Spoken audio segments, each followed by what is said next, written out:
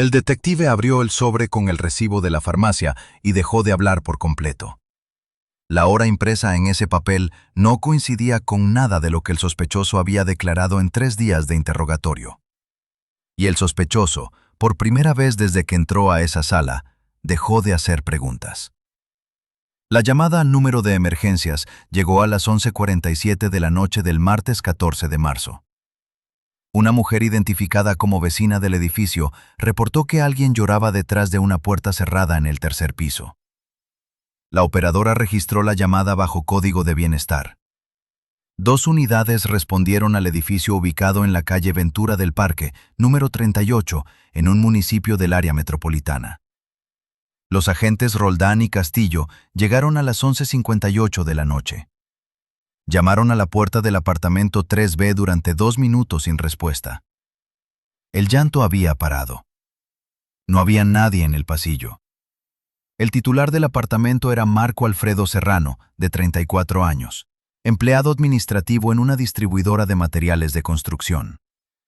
La mujer registrada como residente secundaria era Elena Vargas, de 31 años, su pareja desde hacía 4 años. El agente Roldán habló con la vecina del 3C, quien indicó que ese lunes por la tarde había visto a Elena salir con una bolsa pequeña de tela. La vecina dijo que Elena llevaba el cabello mojado y no saludó como de costumbre. Eso fue a las 4:15 de la tarde del lunes 13 de marzo. Nadie la volvió a ver. El martes 14 en la mañana, Marco Serrano llamó al trabajo de Elena para preguntar si había llegado. Su supervisora respondió que Elena no había aparecido desde el lunes a mediodía. Marco colgó sin decir más. No presentó ningún reporte de persona desaparecida esa noche. No llamó a la familia de Elena. No llamó a emergencias. Solo ese miércoles 15 de marzo, casi 42 horas después de que Elena fuera vista por última vez, Marco Serrano se presentó en la comisaría del distrito. Dijo que Elena se había ido sola. Dijo que habían discutido el domingo por la noche. Dijo que el lunes, cuando él llegó del trabajo a las 7 de la tarde, Elena ya no estaba. El detective Héctor Puente fue asignado al caso esa misma mañana del miércoles. Lo primero que hizo fue revisar el reporte de la unidad que había respondido el martes por la noche. El agente Roldán había anotado algo en su informe que no encajaba. Cuando los agentes tocaron la puerta esa noche, escucharon movimiento breve dentro del apartamento antes de que el llanto se detuviera. Marco Serrano, según su declaración, afirmó que el martes por la noche él dormía en casa de un compañero de trabajo. Pero los agentes habían sentido movimiento dentro del apartamento. Alguien estaba ahí. El detective Puente solicitó los registros de acceso al edificio. El sistema del portón electrónico registraba entradas y salidas con tarjeta o código. El registro mostraba que la tarjeta de Marco Serrano había sido usada para entrar al edificio el martes 14 de marzo a las 9:22 de la noche. No había registro de salida esa noche. El compañero de trabajo al que Marco supuestamente visitó fue contactado al día siguiente. Dijo que Marco nunca llegó. 2 declaraciones distintas, ninguna sostenible.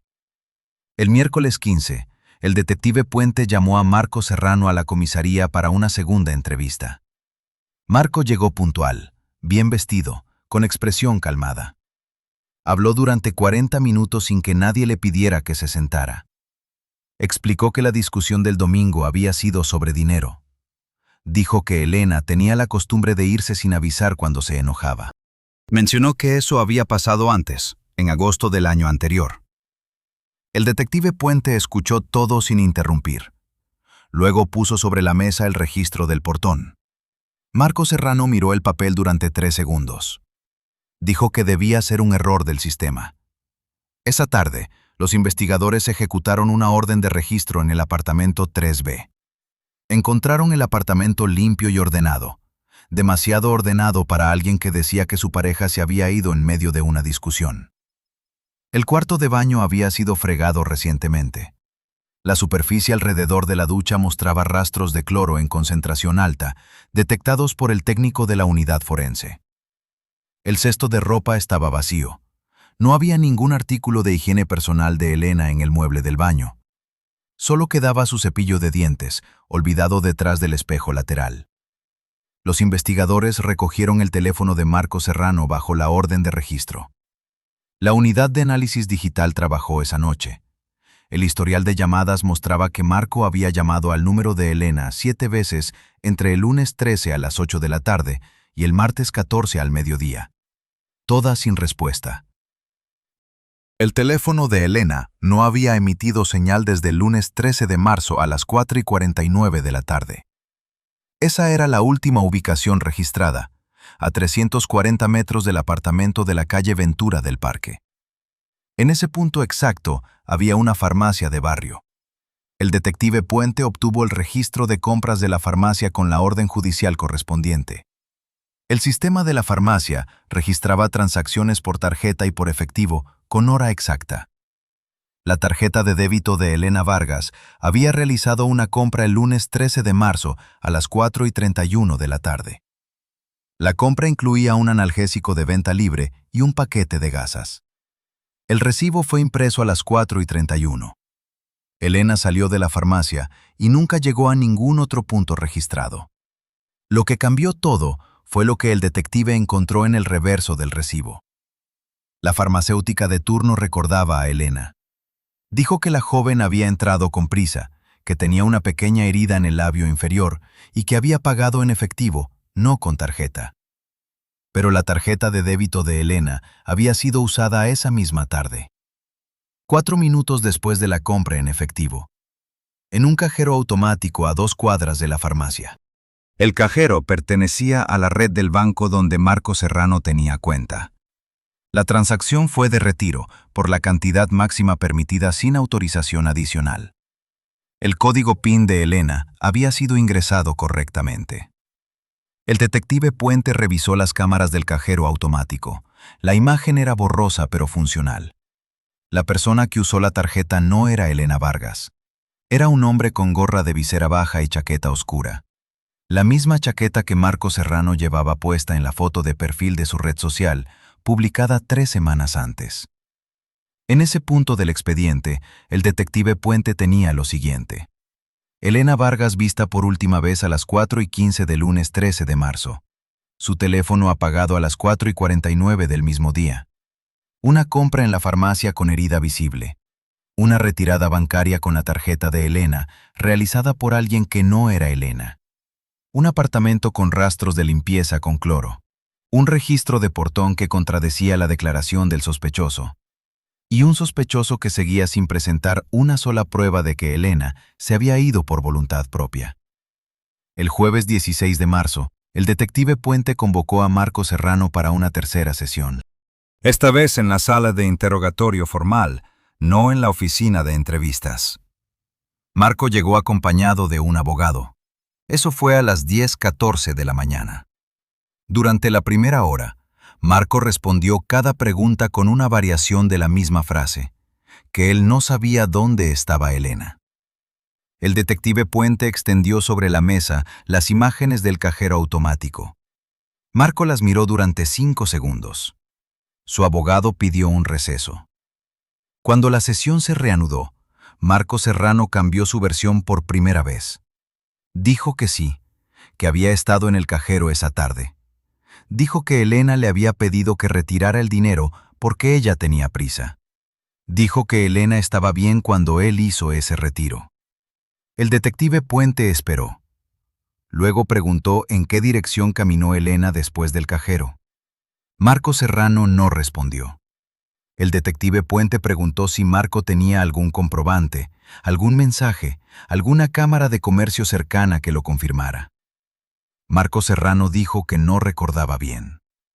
El detective Puente preguntó si había llamado al médico esa tarde por la herida en el labio de Elena.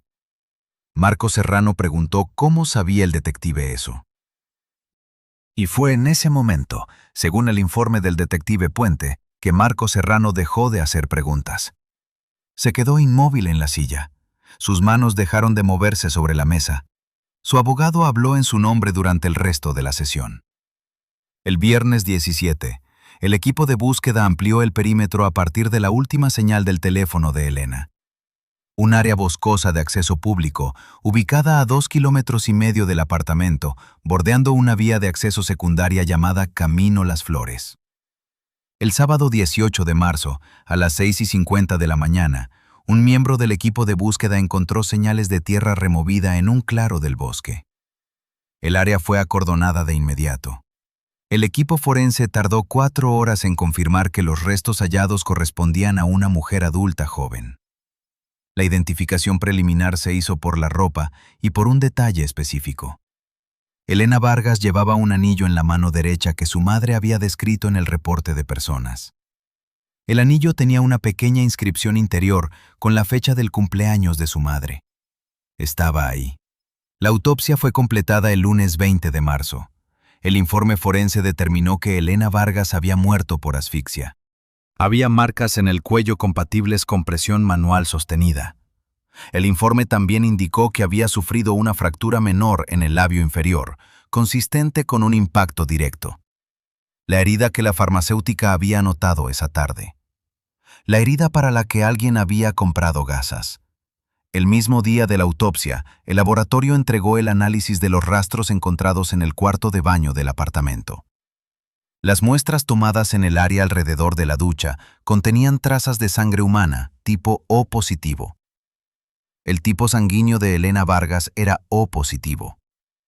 La concentración de cloro en la superficie era 12 veces superior al uso doméstico habitual.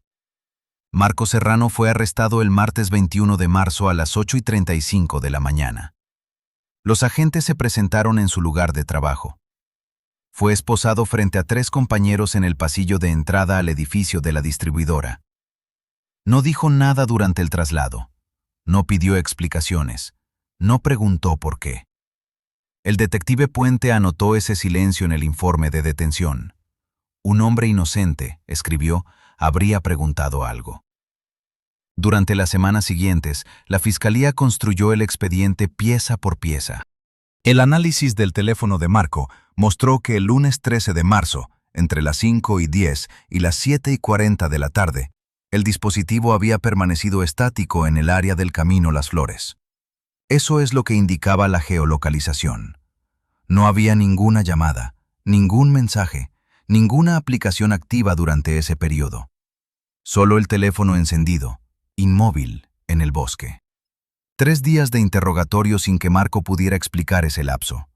El equipo técnico encontró además que Marco Serrano había realizado una búsqueda en su teléfono el domingo 12 de marzo, la noche antes de la desaparición de Elena. La búsqueda era sobre el tiempo de descomposición en suelo húmedo bajo condiciones de temperatura media. Esa búsqueda fue realizada a las 11:52 de la noche. Elena fue vista viva por última vez 16 horas después. La defensa intentó cuestionar la cadena de custodia del teléfono. Argumentó que las imágenes del cajero automático no eran concluyentes.